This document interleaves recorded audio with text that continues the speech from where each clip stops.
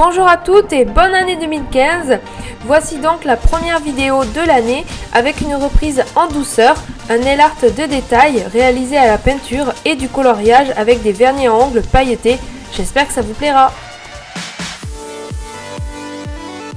En vernis de base, j'ai utilisé le magnifique Dance Legend. Vous avez les références dans la description, c'est un multichrome vert et rose. Puis je l'ai matifié donc avec un top coat matifiant. Et avec un pinceau fin et de la peinture blanche, je vais dessiner un motif très abstrait en fait, avec plus ou moins des gouttes et des cercles, on va dire. Enfin, j'ai vraiment fait n'importe quoi comme motif.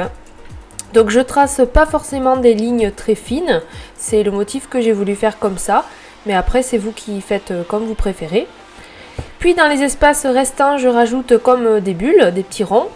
Et ensuite, je vais arrondir certains angles du motif, donc comme vous voyez là, pour que ça fasse un petit peu plus doux au regard. Donc j'arrondis voilà, certains angles. Vous pouvez même arrondir tous les angles si vous voulez, ça donnera un effet encore plus rond, encore plus doux.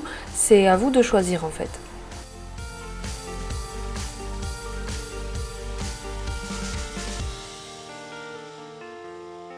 Une fois que j'ai fait ça, j'ai choisi une palette assortie de vernis pailleté ou irisé.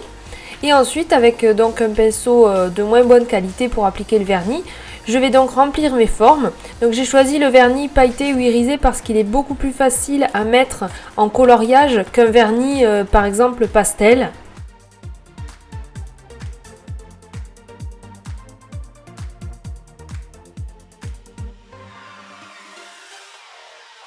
Ensuite, j'ai rajouté quelques lignes par-dessus le vernis ou à côté. Ça, c'est parce que j'avais changé d'idée du coup en cours de route.